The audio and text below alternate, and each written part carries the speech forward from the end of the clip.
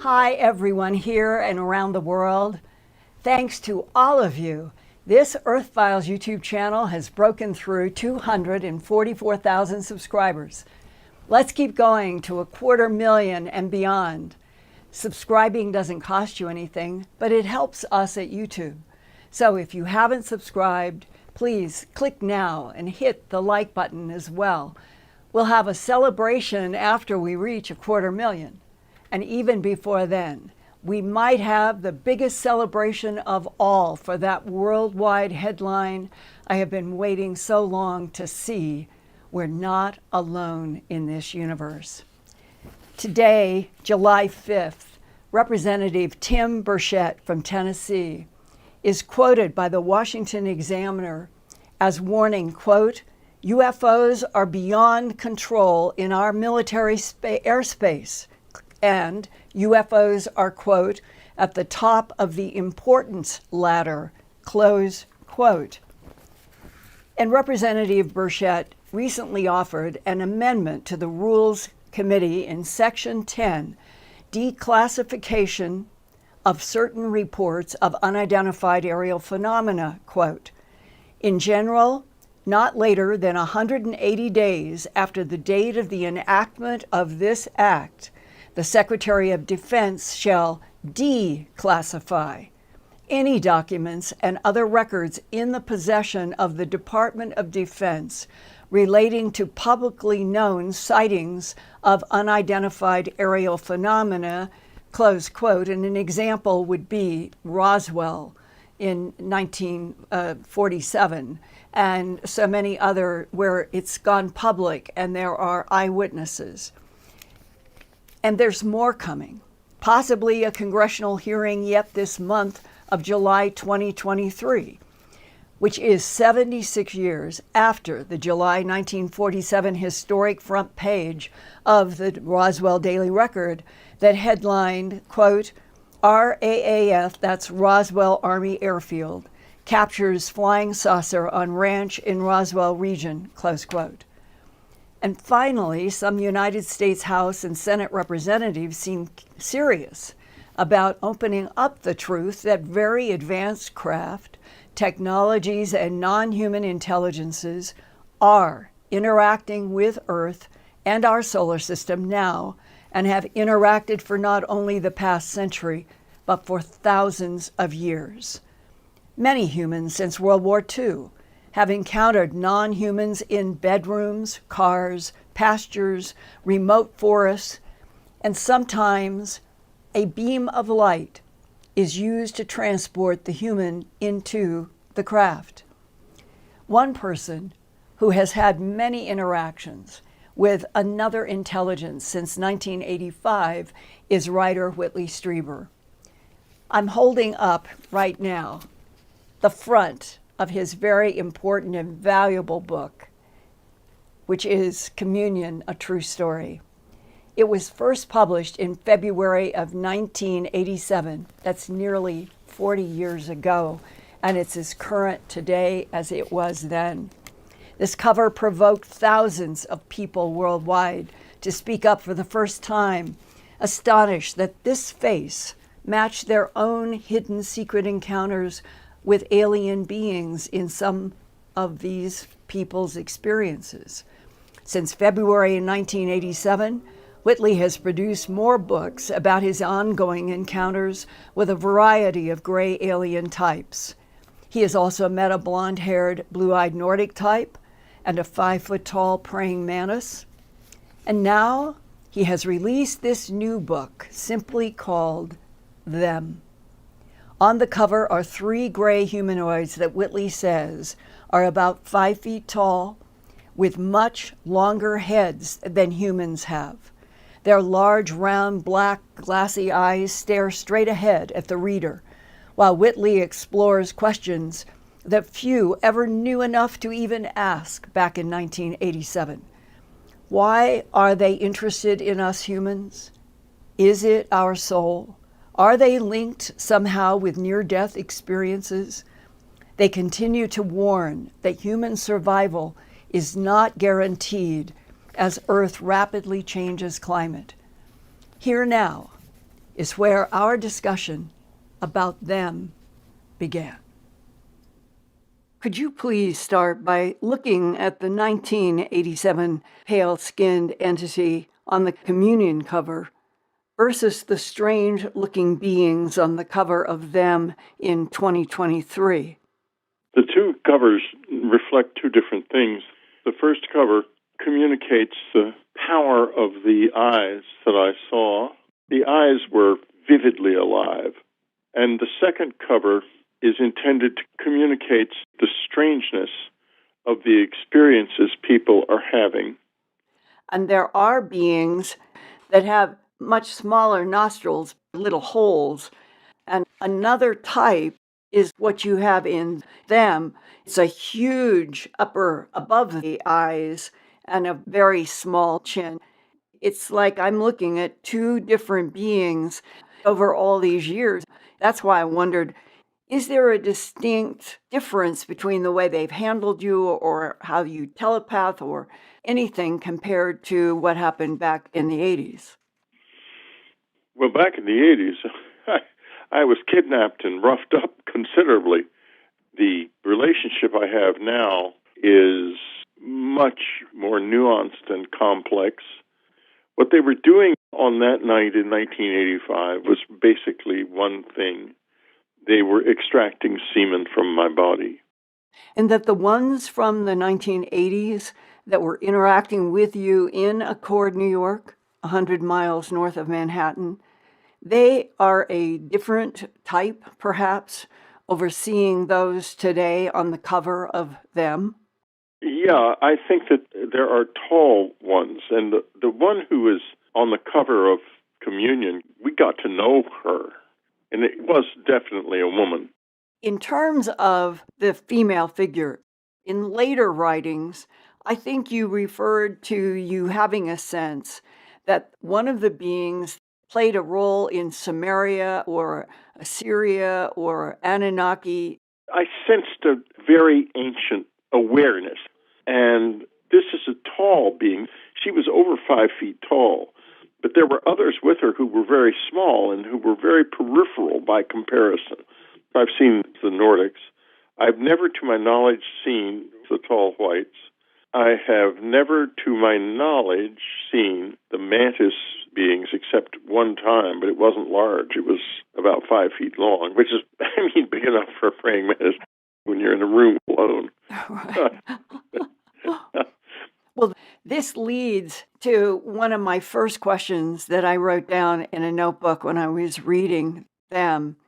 And it was your words in the book, quote, "Whoever is here is creating a theatrical presentation about themselves in our memory and therefore in our collective imagination," close quote. I felt you are penetrating a truth here, but could you flesh this out for a general audience exactly what you mean? Yeah, the first time that idea came into my mind was years ago when my wife Ann commented with regard to the UFO phenomenon, the lights and objects in the sky, that the visitors were creating a theater in the sky. This whole thing, it is definitely theater and story that animates the whole Close Encounter movement. That something else, non-human intelligences, is actively trying to harvest something from us, humans on this planet, on a regular basis. I think so. I think that's a great deal of what this is all about, and I think it's probably why they don't want us to go extinct. And we know they want us to survive by the way they're acting. And I'm not so sure that they're being successful, but they are trying. And they don't want us to go extinct not only out of altruism, but for the same reason that a farmer or a shepherd doesn't want his sheep to get sick or to be eaten by wolves or to starve to death or to die of thirst. He wants them to thrive because they are his wealth and his life, because he uses them to make his clothing and to sell the wool, and to make his whole life depends on them. I made a note on page 56 of them, quote, "If the secret of missing time is that souls may be traded out of bodies, then what are we humans? Close quote. I think that we are generators. We generate novel experience. We generate energy. And I've been taken by the visitors, by the lady we were talking about a minute ago, all the way back to the moment I first walked. I relived that moment as if it was still happening. It was that vivid. And it was as if I had returned to my baby body with a present adult consciousness and awareness, and was in the baby body as I took my first steps in this awareness. And if they can do that, then they have access to the whole vast array of a person's life.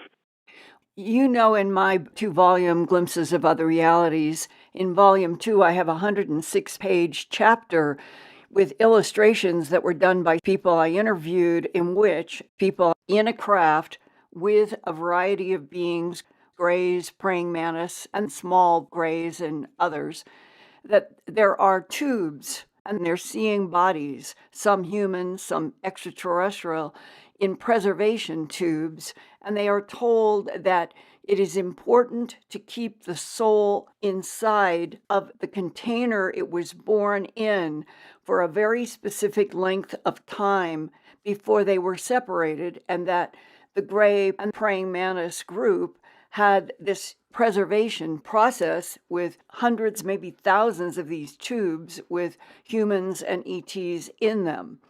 The beings tried to explain to one of the females who was shown her body in a tube, and that they were going to take her and they were going to do something that would keep her alive because she'd had rheumatic fever and she could die early from heart disease. It all seemed very positive. But each person that told me about these experiences of being transferred from inside their current body into one of these bodies in a craft, they were confused about exactly what was happening. And in page 142 of your new book, Them, you wrote, if visitors are in control of a soul that is real, but which we don't even know exists, meaning humans for the most part don't relate to souls very much, and if they possess technology that can affect the soul and have motives for doing so, it is urgent that we humans understand this. Absolutely, because there is a predatory aspect to this, and who's to know if there are some good farmers and some bad farmers, some shepherds and some rustlers who steal. There's every evidence that this is not at all homogeneous. And we may have this extraordinary ability to create this energy, this life energy that is so desirable, because we are very dense and totally embedded in the stream of time, and we do it naturally. For us, every moment is new, always. It may not be new. This may be all mapped out for all I know. But we experience every moment as new, and we get the energy of it as if it was new. If somebody comes along and takes from us what they shouldn't take, say, from the shepherd analogy, instead of shearing the sheep, they decide to eat the sheep, then all bets are off, of course. And it's suddenly a very different sort of a game. And we have to get into a level of understanding where we are with who we are with. We need two things to do that. One is an awareness of the soul and the penetration of the attention into the soul level. And two is an understanding of exactly who is here and a good idea of what they want and should have and should not have. In other words, we need to understand our situation and where we are, so we convert ourselves from being sheep in a flock to being companions on a journey that we are all taking together, and that is communion. We're not there yet, but until our side of it is self-empowered with understanding and insight, we'll never be there. And on page 194, you wrote, quote, "The military may well be dealing with this kind of situation. It seems possible that it is engaged in a hidden conflict and has been for years and is concealing it behind a shield of denial to the public. Whether it has tried to do so or not, it has not prevented uncontrolled close encounters and abductions. The only time the true extent of the encounter phenomena emerged was when Anne and I received hundreds of thousands of letters after Communion was published. I'm sure that the military possesses advanced weapons that we in the public know nothing about, but it seems pretty clear that they can't dominate this strange shadow-haunted battlefield even if they are trying," close quote. I thought that summed up the last 80 years, and I wondered what your perspective is right now in July of 2023 about the internecine warfare still ongoing in the Pentagon, while the rest of us are saying humans deserve the truth. To not tell the world the truth is an abuse. I think it's very much an abuse. What should have happened had we had a wise president in Harry Truman, not a frightened one, and he would have called together not soldiers and the scientific support for soldiers, the weapons builders and the airplane builders and the engine builders and all of those people, which is what happened. But he would have called anthropologists, sociologists, philosophers, religious leaders and theologians, as well as those engaged in the defense of the body, which is the military, because these other people would have become engaged in a new kind of defense, which is the defense of the soul. But unfortunately, it went in a completely different direction, and before you knew it, we were shooting at them. And I show that very clearly in the book. And it's not that I have secret knowledge at all. If you read the newspaper clippings, you can see that what happens is consistent, that the real story comes out, and then a little while later, a substitute story comes out that explains it all away in usually a fairly puerile manner, a ridiculous manner. Yes, and you wrote, quote, "The public continued to be bombarded with cultural signals that these UFO and ETs, secretly taken seriously by the military, were so absurd," meaning what was given to the public, "were so absurd that even speculating about UFOs and ETs would brand someone a fool. The UAP interests could and did ruin careers. The people who might have been able to understand were locked in an invisible prison of lies, and their only response, meaning our government at the time, was to shoot at unknown craft that violated their rules with no way to know whoever was controlling the craft was even aware of those rules or able to understand them, or even if they could receive the radio warnings that were routinely transmitted, meaning from the United States." Yep, and that's where we went wrong. And we're still there. And right now, the Defense Department is frantically trying to hold the line against an increasingly restive Congress. And whether they will succeed or not, I don't know. I doubt that they will, because I think that the visitors are engineering this and have been from the beginning.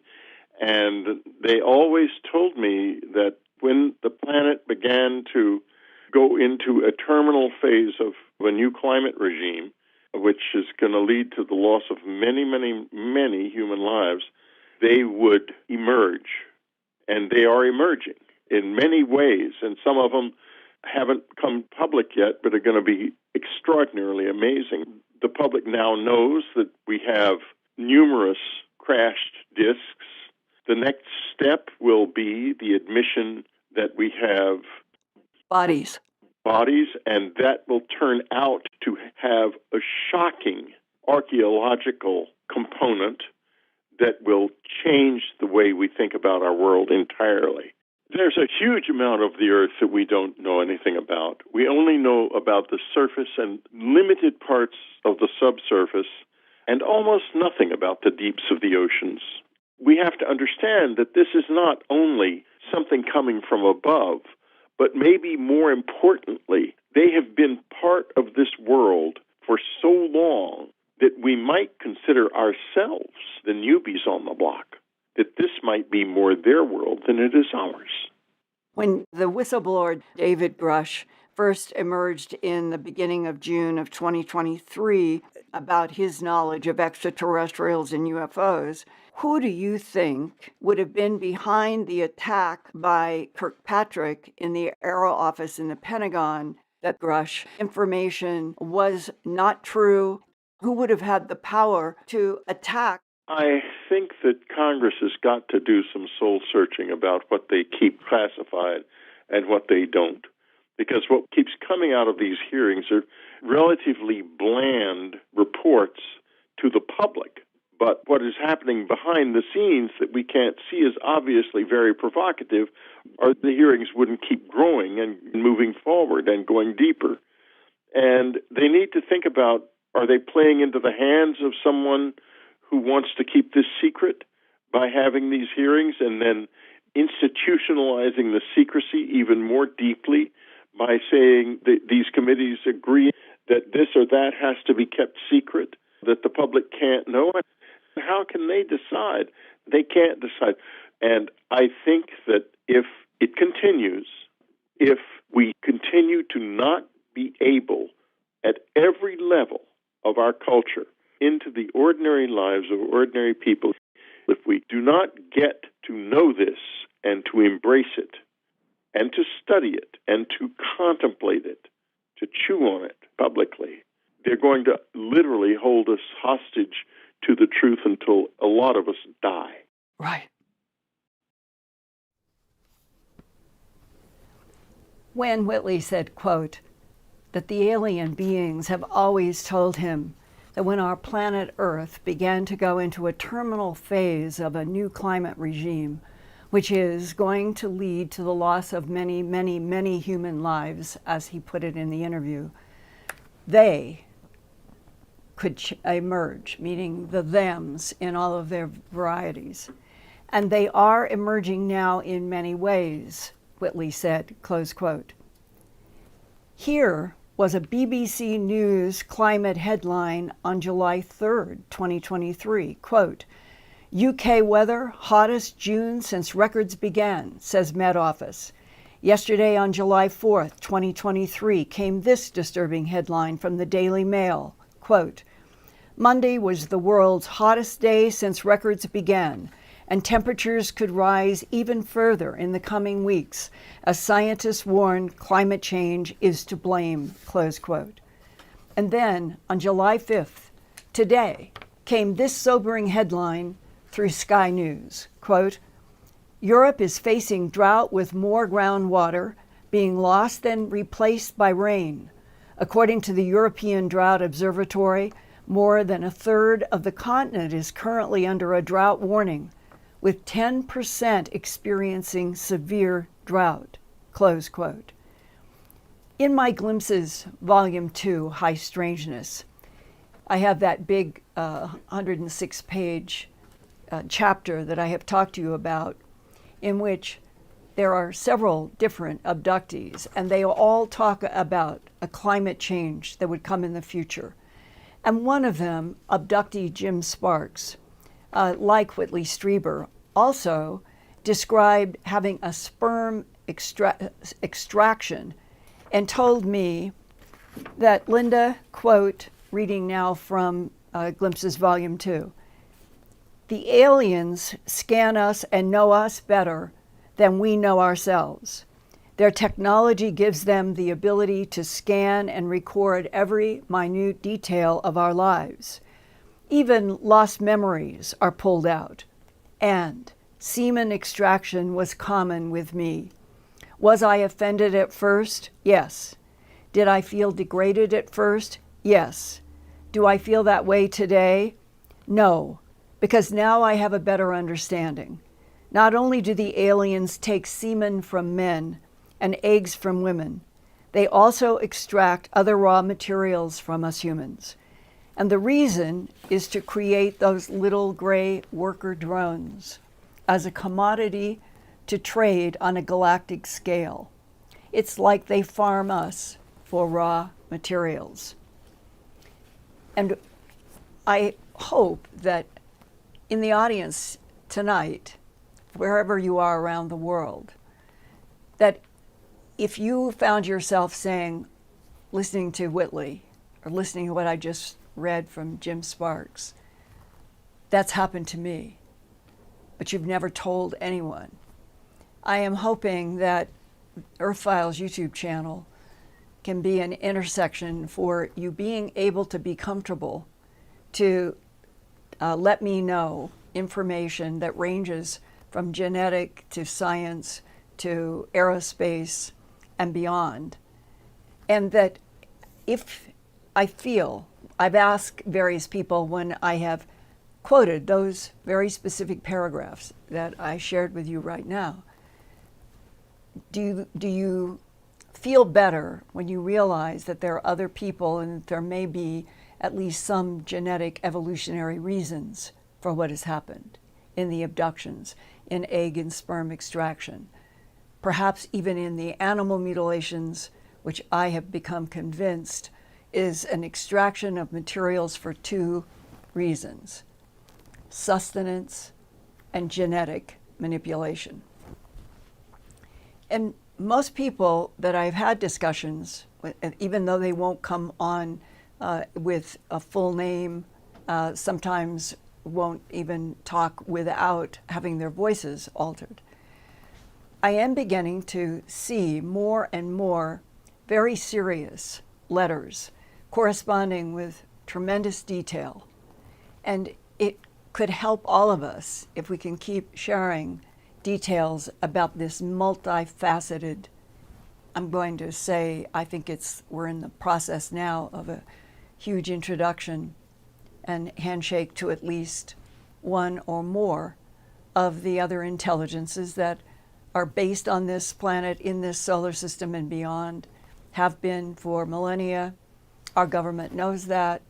And it is encouraging that representatives like Representative Burchett are beginning to speak more frankly. And in that whole context, I urge those of you with a military aerospace background, medical background, science background, environmental sciences background, if you have been in the category of being an abductee, having interactions, please get in touch with me directly to my email address, earthfiles@earthfiles.com. Think of a reporter who files news about the Earth. Earthfiles@earthfiles.com. And helping me in all of this, all of the time, is Ian in England. And he interacts with the comments and the chat.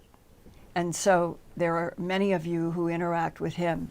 And these words were just to evolve from what I thought was a really important interview with Whitley, to the fact that the more that we are exchanging facts, the more we are changing evidentiary content, I think the better it becomes. And I hope that you agree. And dear Ian, in the hottest record so far of climate temperatures on our planet over the many decades, come into our discussion here with any interactions that you have seen or want to add comment about. And we've got a Good evening, Linda. Yeah, we've got a new speaker. These are the first words from Ian from a new speaker. Okay, I hope everyone can hear me loud and clear. Now we've got the new speaker. It worked on our test earlier. So it's good to be here with you tonight, and it's good to hear a long, in-depth interview with Whitley. It's always good. Well, That was really encouraging that it was so good for a minute. We don't understand why we are having, where we used to not have a problem. And I hope it's not because the government, this is a way to harass a few of us who are trying to deal with honest truth. We don't know why we continue to have these problems of communicating with Ian. This is a brand new speaker. We tried it 2 times today. Everything was wonderful. So we're going to try to reconnect. Hello, Linda. Okay, now we can hear you again. Let's hope this isn't harassment. Let's hope that we can get this solved. Go ahead. Yeah. Okay. Well, yes. Lots of people in the chat this evening are responding to the interview with Whitley, and lots of them remember the iconic cover. Yes. We've got people here saying, Caroline Boyce, for example, says, the cover of Whitley Strieber's book gives me the chills, and I still don't know why. And I have a great quote from Tom the Man TV. He says, I remember after reading Communion and thinking to myself, at least somebody else knows these things are real.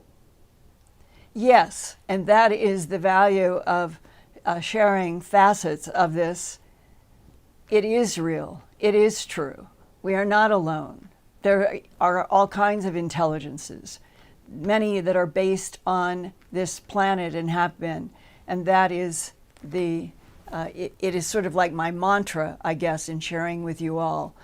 And just reminding in bullets that in December of 1999, a man who was retiring after 23 years working as an analyst with the Defense Intelligence Agency wanted to talk with me and put the meeting together through a man who worked in the World Bank. And they both explained that a lot of things that happened on the planet with extraterrestrial interaction related to what happened with the barter system, and that's why they had somebody in the World Bank, and then DIA, NSA, geospatial, and so forth. But you take those 7 hours of that meeting and you boil it down to that our government, he said, our government has proof that 3 in conflict, competing extraterrestrial civilizations have been manipulating DNA in a variety of life forms on this planet. We're the creators of Homo erectus and genetic manipulation of already evolving primates to create, ultimately, Homo sapien. And they created Neanderthal and Denisovan.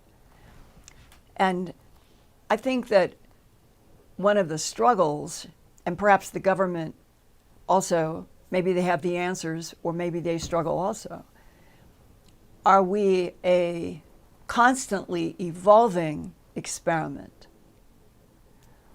Or are we something that was what they wanted created for yet a whole other reason that relates to the evolution of life forms on a variety of solar systems in a universe that is vast, and that they know how, with their abilities of science, they know how to move point to point. And that all of that in that meeting with those 2 men in December of 1999, it seems to me that they were describing everything that Whitley has talked about, Jim has talked about, so many other people, in terms of what the dialogue, what the interaction is with evolving life forms and civilizations that compete with each other and compete for using Earth as a laboratory. But that in the big picture of everything that's happening, we're on a planet that is both a laboratory and like a hotel, and it has huge, huge areas that have been occupied by other intelligences.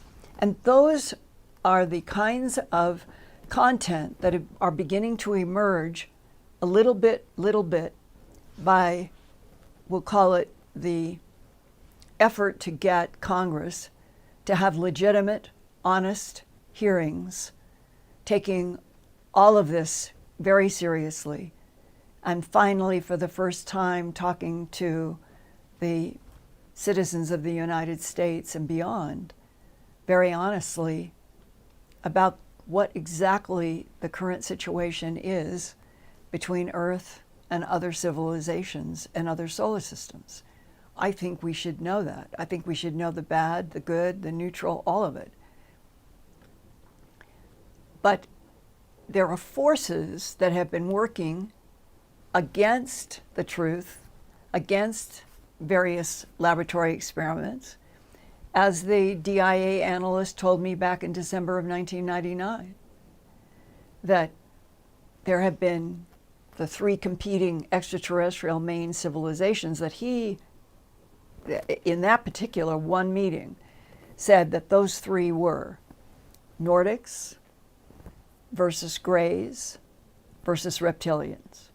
There are other breakdowns that other people have. It's complex and complicated.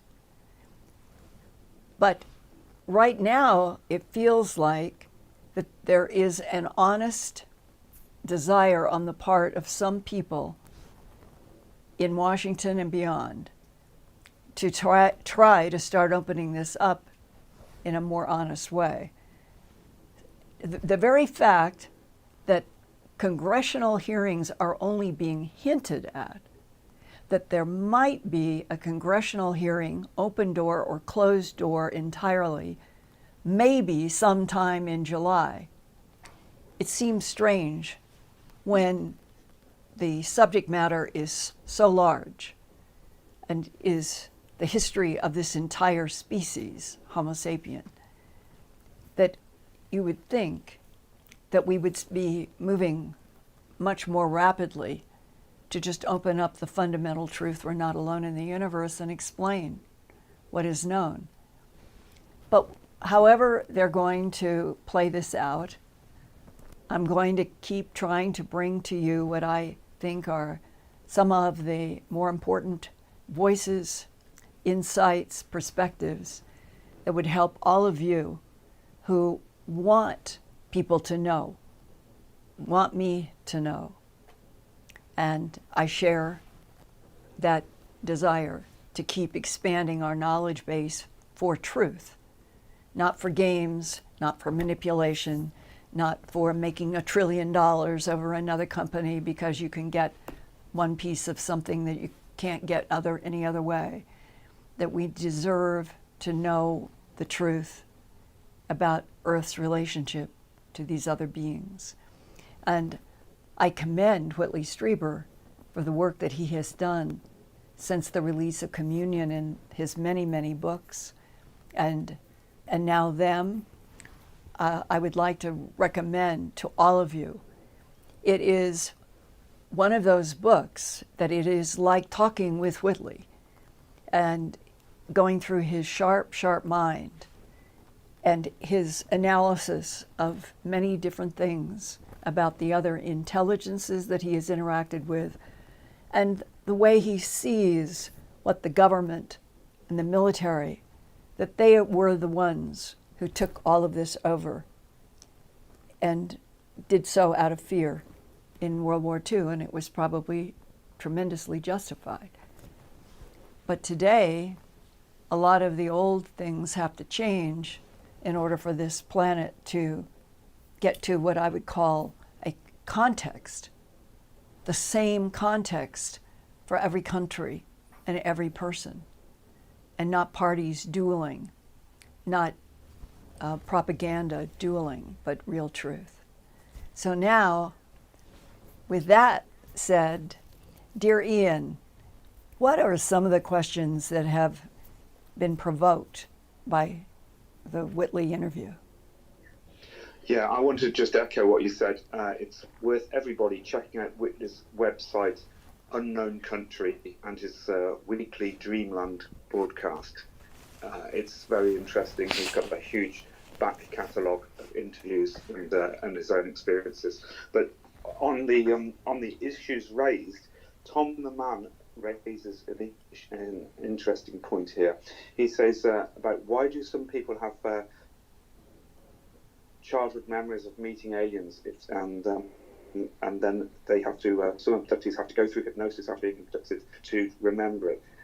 Wonder why it is sometimes abductors need to be hypnotized in order to remember. Clearly that there's some cover-up going on by the ETs themselves to suppress the information, and they themselves may not want disclosure to the human race at this time. Yes, that is absolutely a very, very important point, Ian.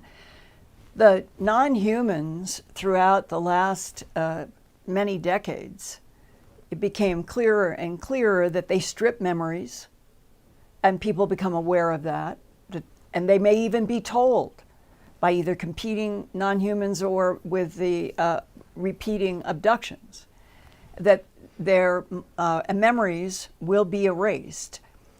And it's not clear, is it because of something that the non-humans want sort of kept private, confidential, hidden, or is it because of an agreement with our government that a certain number of people can be abducted, a certain number of animals can be extracted from with fluids and tissue, the mutilations, and that the exchange is being allowed to do X, in those cases, abduction, sperm, egg extraction, so forth, with the government having the knowledge that this is happening with restrictions, or there are not restrictions, that the non-humans have their own programs, and that for their own protection, their own ability to keep working on the earth, it may be that they're very skilled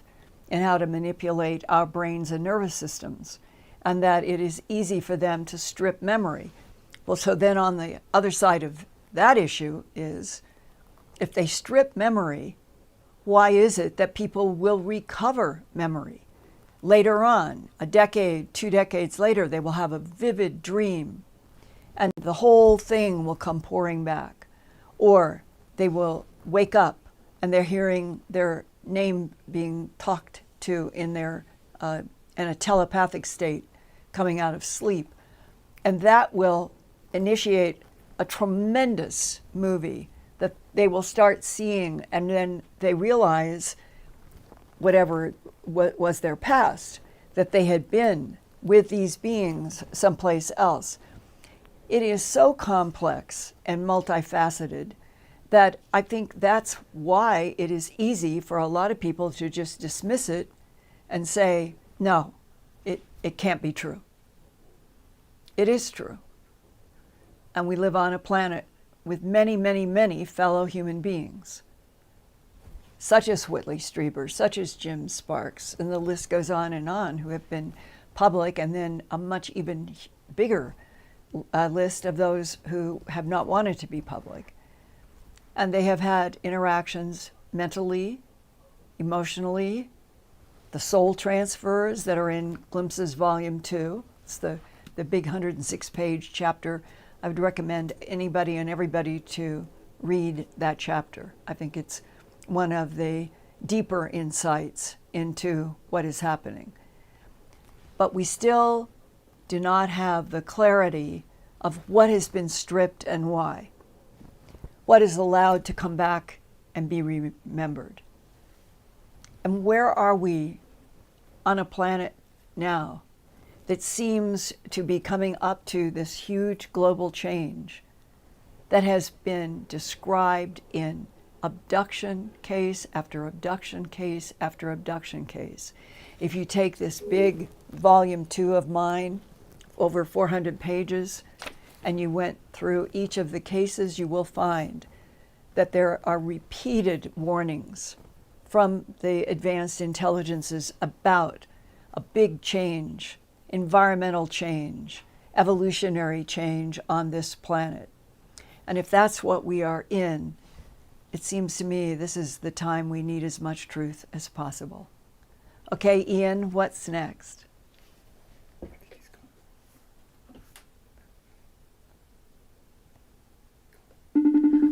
Our speaker keeps having its memory stripped. We don't know why. It should be straightforward. Speaker with Ian in England. We do not know. It's a brand new speaker.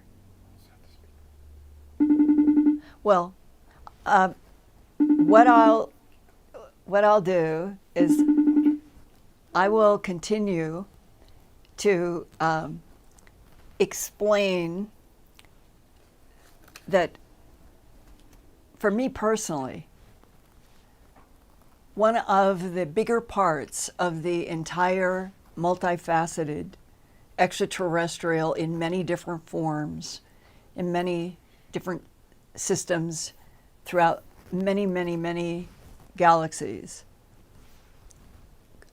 My own personal greatest interest are the physicists that have written about the universe being conscious, and that there is a relationship between the consciousnesses that are in various intelligences and bodies in this universe, not just humans, not just greys, not just Nordics, not just reptiles, teals, tall whites, the list goes on and on. Put Sasquatch in there too. I think that is a conscious created being. But that there maybe, if we knew the whole huge truth about why this universe was created in the first place, there is a new paper that has been published, and it is now, it's a paper that's exciting to read, but also difficult. I hope to do a show about this, that we, in this planet, in this solar system, in the Milky Way galaxy, are in a universe that may have 3 trillion galaxies, but that the entire universe that we are in emerged in a bubble in another universe when there was some sort of dimensional change or something there, and that whether it was a tremendous black hole there that caused some kind of huge explosion, that we are in a universe that is holographic, and that this would be an answer possibly to that question that it has come up about if we are in a holographic universe, a hologram has to be projected, and that this new interstellar work having to do with the nature of what this whole universe might be, something that was in a black hole in a universe, that whatever happened, this universe emerged, and that we're still inside of a black hole. And that's how far the physics is going. And I hear Ian rustling papers. And so let's see, Ian, if we can get your voice back.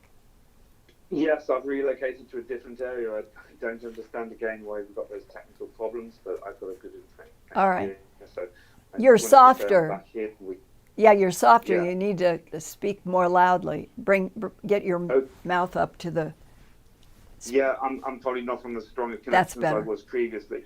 Okay, Linda, I've also got a question from Mayor S, who says actually her friends and her family have been generationally been abducted, and let's see, her sons are in the military. They know ahead of time when they are going to be abducted. Her question is, are aliens working with our scientists? I think so, without doubt. I've been reporting for the last 3 years from the aerospace source who worked with a tall white and described the tall white as being like being with a large human who has 5 super Cray computers for a brain. And that he's not the only one who's told me that there are divisions, departments, all highly secret, who work with the tall whites. And then the next level is the tall whites are supposed to have collaboration with at least 3 of 9 Nordic species, but not all is apparently peaceful even among them. And that there would be 6 groups of Nordics. They all look sort of alike, but unless you know which one is which, you wouldn't know if they have an alliance with our government or a completely other opposite, which makes everything more complicated. And the next, I guess, the next evolutionary step is, when do we get to be introduced, if a tall white is an ally, when do we get to be introduced to them on global television or however it might work?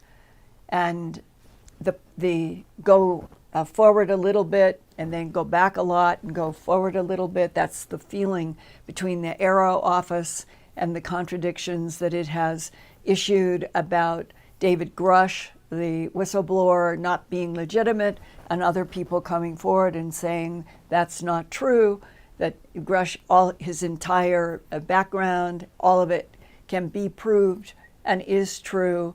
And we are trying to get out some honest, accurate information that we know and are interacting with some other intelligences, and we are very much wanting to have their technology, and that has been the overriding parameter that has kept everybody on a kind of, we'll call it narrow focus, that we've got to get the technology that the ETs have at all costs.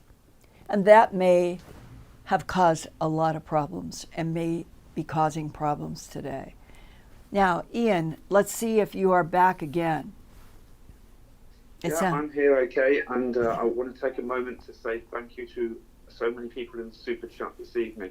We've got Moonbird, Joe Riniker, Cindy Ball, Patty Engler, BPASOS, Riot Atari, Northern Lights, Hello Annie, Caroline Boyce, Dr. Dolores Miser, and Yin Yang Glow. I'm sorry if I've missed anyone off, but there's quite a lot of activity tonight. Thank you so much. I recognize some of you from the last 4 years at least.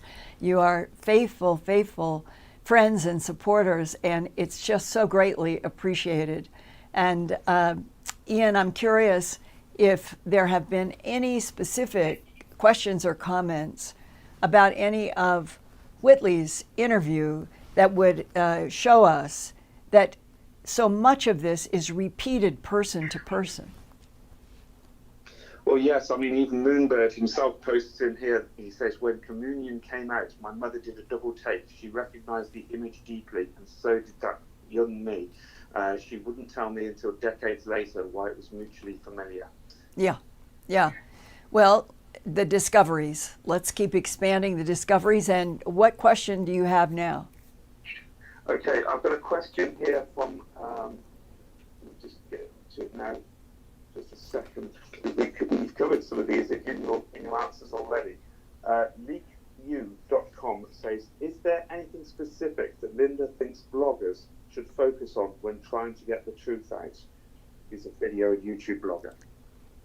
The one thing that we all need to concentrate on as much as possible is evidentiary material. And evidentiary is something that would hold up in a court of law, which has been very difficult in this field going back to World War II. So we're talking about 80 years of a country originally set up of, by, and for the people, who from World War II to today defined itself and the evolution through that terrible war, that they knew that there were beings that they were retrieving from crashes. They began to understand that microwave beams of a certain strength could bring some of the UFOs down, and then the UFOs would counter, and that all of that, everything that has happened with scientists, with aerospace people, with either working with eventually non-humans, or at least being introduced to sciences that we wanted to reproduce, all of it ends up that we are now in a kind of a strange schizophrenic point in the history of all this, where there are growing, not overwhelming, but growing numbers of people who have good degrees, good education, who have been exposed perhaps to ETs themselves in abductions, who are trying in their own way, as well as legitimate corporations who they are beginning to feel like that there might be some benefit for this whole huge, complicated lie, deception policies that are the opposite of what we should be trying to reinforce in our civilization, and that would be truth and honesty. The non-humans definitely are not always truthful and definitely not always honest. So the complexity of this is part of what keeps holding it all in. But I don't think that 2023 going to 2024 is premature in telling this whole world the whole truth, and maybe slowing down some dictators and mercenaries who would just like to kill and kill and kill. Maybe slow them down and turn the heart and the soul of Homo sapien on Earth into a direction that would be so much healthier than what has been happening. Now, Ian, do you have another question, comment? Yeah, from the Cisco kid who suggests maybe if there's some galactic council that oversees interactions of ETs with humanity, why would they allow the small greys to perform some disturbing medical procedures on us if they want to claim humanity to evolve, if they want humanity to evolve in every sense of the way? Can someone please explain? I wish I could explain and knew that what I was sharing was absolute, carved in stone. But you're asking a sophisticated question about the whole idea that there are councils, federations, like in Star Trek. It makes logical sense.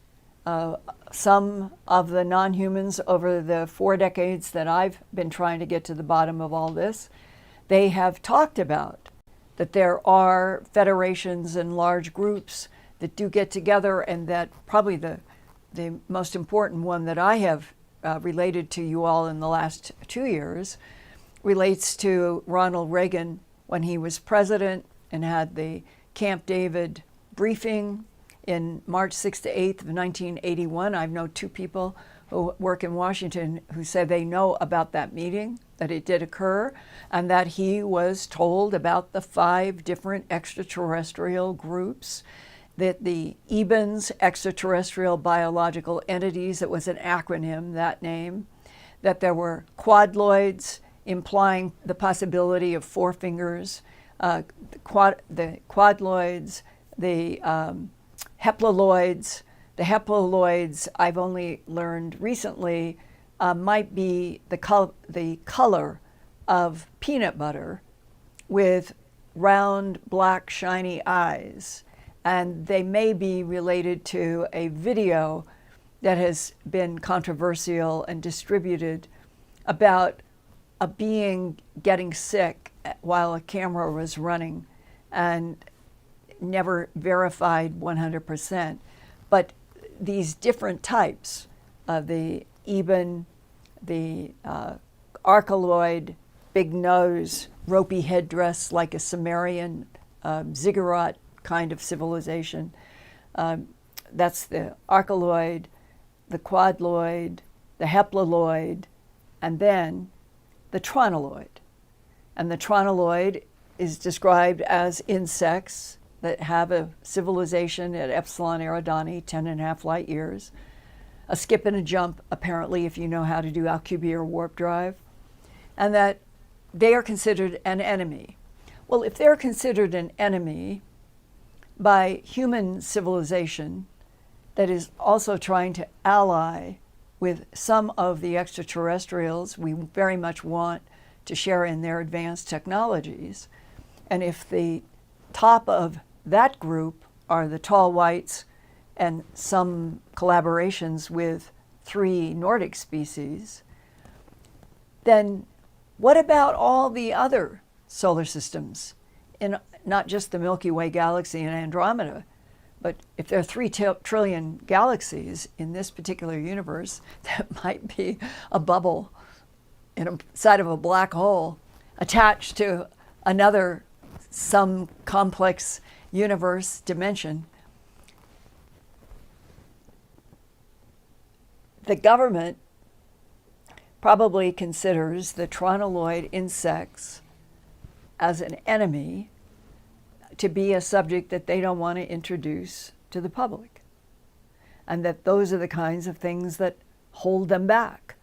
And from my point of view, if we could all be told the truth, and we knew it was the truth, and then we keep being educated and learning more, I think that's the best way to go forward. But it's a complex universe, and there are many of these species, and we need eventually who are going to be the translators that are trusted about what the truth is versus all of the lies by policy that have gone on since at least World War II. It's tough, but I cannot personally think of anything that I would rather be studying, reading about, listening to people talking. This is the revolution of a civilization of Homo sapien denied the truth for at least 45,000 years or longer. And we are living at the time when maybe it's finally going to break open as it should. Okay, Ian, what about one more? Well, I just wanted to bring you some encouraging news. Zen Mode HQ says, I've taken a video of a UAP and turned it into my local police and Congress person. The Congresswoman responded via email and said they are taking an active interest. And so they're going to accept the video. Well, they said they're taking an active interest, so we'll follow that. Dr. Dolores Mize says, Dearest Linda, the Congress must have you and Richard Dolan in front of them. Well, I personally, I would like so much to be a investigative reporter producer, as I have been since graduating from Stanford University in 1968 with a master's degree in communication, working at KNBC in Los Angeles, WCVB ABC affiliate in Boston, the CBS station in Denver, producing television shows, documentaries, news programs about a variety of environment, science, medical subjects. And then in 1979 September comes the animal mutilations with their bloodlessness, with the excisions that under microscopes showed that there had been some kind of change to the tissue, like high heat but no carbon, and it wasn't lasers. And all of the steps to where today the 4 books, the 4 documentaries, hundreds and hundreds and hundreds of programs, that the one thing that I feel that we need more than anything are for people who are representatives in a government that is supposed to be of, by, and for the people, to have information from those of us who have been honestly, for, in my case, 44 years, trying to understand, report about all of these complex facets, along with many other people. And that we are now finally at what feels like a branch in the road. And that there are some people in Congress, in the Pentagon, in NSA, DIA, all of the intel agencies, and on and on. They want this to veer to truth, which is exactly what I would like to do and contribute as being someone who could share a tremendous number of subjects at a congressional hearing and privately with congressional people. But there's this other strong pressure, contradictions that are coming through the Aero Office and the Pentagon that seem to be wanting to go to the policies of denial again. Why are these two against each other at the very summer where it felt like we were finally going to get the headline we all deserve. Every human deserves this. We are not alone in this universe. And our government has known that since World War II. And we're now at 2023 in a difficult decade. And maybe all of the forecasts for the upcoming 6 years to get us to 2030, they might change to something more positive if the whole planet started to move toward truth. That's my prayer, my wish. And I hope all of you are protected by that thought that dwells in the light, which I am convinced is the essence of infinity. And that all of this, all of it, everywhere, trillions, it's playing these evolutionary threads through infinity. And how exciting to be a part of it. How exciting to be alive at the moment where we might finally begin to be told the truth, not only about our current existence and relationship in a universe with other intelligences, but that there were Anunnaki, that there were extraterrestrial civilizations on this planet long, long ago, and that the archaeology, the true archaeology in our planet, and John Brandenburg, who has written about the hydrogen bombs exploding on Mars and causing huge problems there, he is convinced that the big story on Mars eventually will be archaeology there, underground. So let's keep growing, keep subscribing, keep coming with your questions. When we get and break through that 250,000, we'll have some big celebration. I'll figure out something really fun to do with the guys and with all of you. And keep going. And when that headline, "We are not alone in this universe," finally cracks open, I hope we're all together and we can do a broadcast together as fellow human beings in a cosmos consisting of universes and black holes, unimaginable starry things. But that the one overriding continual theme in infinity is the thought that dwells in the light. I love you guys. See you next week.